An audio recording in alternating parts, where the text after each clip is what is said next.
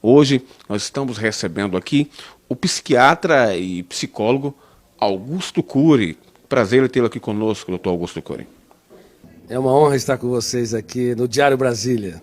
Doutor Augusto Cury, como que aconteceu um ateu convicto como o senhor? De repente, o senhor conheceu Jesus, descobriu quem é Jesus, se tornou um cristão? Bom, eu fui um dos maiores ateus que já pisou nessa terra. Creio que fui mais ateu do que Nietzsche, que escreveu sobre a morte de Deus, e inclusive Marx, que abordou que Deus, a busca por Deus, é o ópio que entorpece a mente humana.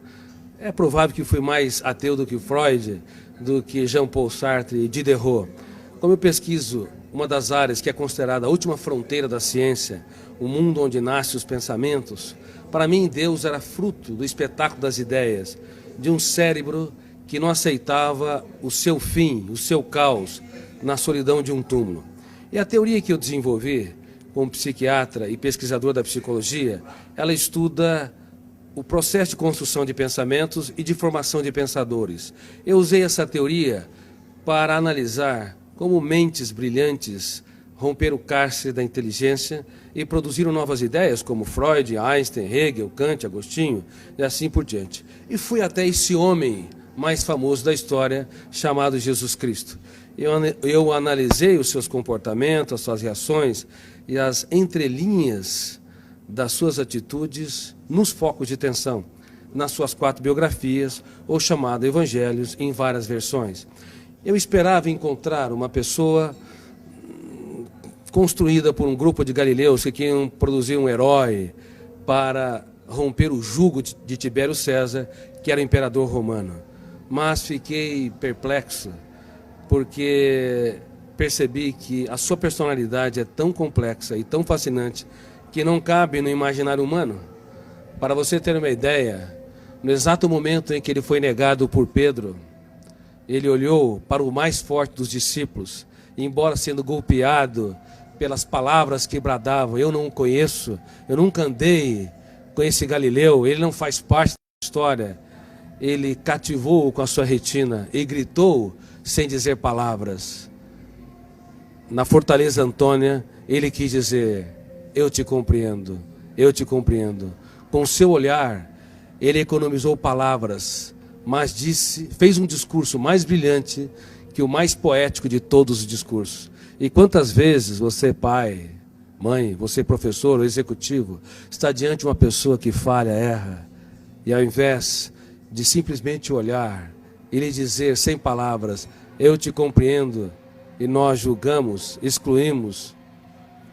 Através de analisar o comportamento de Cristo nesse sentido, eu percebi que a sua inteligência, sua capacidade criativa e a capacidade de ser gestor da sua mente e protetor da sua emoção não tem precedente histórico. Assim, eu deixei de ser um ateu, um dos grandes ateus da história, e percebi que a procura por Deus não é um ato de pequenez intelectual, mas um ato inteligentíssimo da mente humana. Mas quando o senhor pesquisou sobre Jesus Cristo, homem, o que o senhor esperava encontrar? Quando eu pesquisei a humanidade de Jesus, esperava encontrar alguém que não brilhasse no caos, diante das perdas, das traições, das frustrações e decepções. Porque nós temos na psique humana, no nosso córtex cerebral, registrado zonas de conflitos, que eu chamo de janela killer. Killer no inglês quer dizer assassino. Quando nós entramos numa janela killer, o volume de ansiedade é tão grande que bloqueia milhares de outras janelas e o eu não consegue encontrar informações para dar respostas inteligentes em situações estressantes. É por isso que nos primeiros 30 segundos de tensão, de ansiedade, os pais cometem os maiores erros na relação com os filhos, bem como os professores, os amigos e as pessoas que se amam, marido e esposa. Eu esperava encontrar alguém que não brilhasse no drama, no deserto, nas tempestades. Mas é impressionante, quando o mundo desabava sobre o homem Jesus, ele, ao invés de ser preso pelas janelas killers, ele abria as janelas da sua mente, olhava para a tempestade e via nela a chuva, uma oportunidade solene para cultivar. Enquanto que nós, muitas vezes, diante das perdas, decepções, diante das lágrimas, das injustiças e fracassos, recuamos. Ele não. Ele cultivava as flores e usava suas mãos nesse processo. Muitos querem a beleza das flores, mas não têm coragem de sujar as suas mãos para cultivá-la e irrigá-la. O senhor tem, assim, uma noção do que aconteceu? Porque, na realidade, o senhor é um dos grandes cientistas do mundo, um dos grandes psiquiatras, um dos grandes psicólogos do mundo. Essa descoberta do senhor pode ser levada até para um campo científico, e eu poderia até dizer aqui que é quase que dizendo aqui que se cientificamente Deus está existindo, ou Jesus é Deus. Exatamente. Ao analisar o comportamento de Jesus nas mais diversas situações em que ele se encontrou, eu fiquei cônscio que esse homem não cabe no imaginário humano.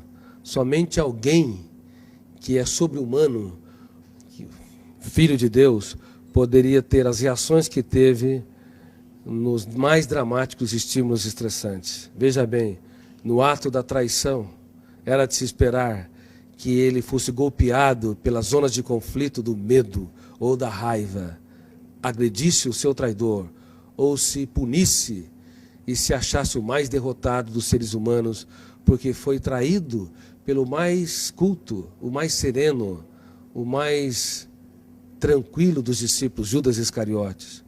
Mas, ao invés de se punir ou punir o outro, ele olhou para o seu traidor e teve a coragem de dizer: amigo, para que vieste? Nunca na história um traidor tratou com tanta... Na história, um traidor foi tratado com tanta dignidade pela pessoa traída, indicando que Jesus não tinha medo, na verdade, de ser frustrado ou decepcionado. Ele tinha medo de perder um amigo. O que nos leva a compreender, do ponto de vista psiquiátrico, psicológico e sociológico, que um grande educador é aquele que aposta tudo que tem naqueles que pouco têm. É aqueles que têm coragem para se fazer pequeno, para tornar os pequenos grandes. E como eu digo no meu livro, Mentes Brilhantes, Mentes Treinadas, não é possível ter uma mente brilhante se nós não treinarmos a nossa criatividade, as habilidades da nossa psique, como a solidariedade, a capacidade de se colocar no lugar dos outros, a capacidade de investir naqueles que nos frustram, a capacidade de transformar as perdas numa oportunidade excelente para os melhores ganhos e de usar as nossas lágrimas para desenvolver sabedoria. Por favor, não tenha medo dos dias mais tristes da sua vida. Você pode escrever os capítulos mais importantes da sua história quando o mundo desaba sobre si.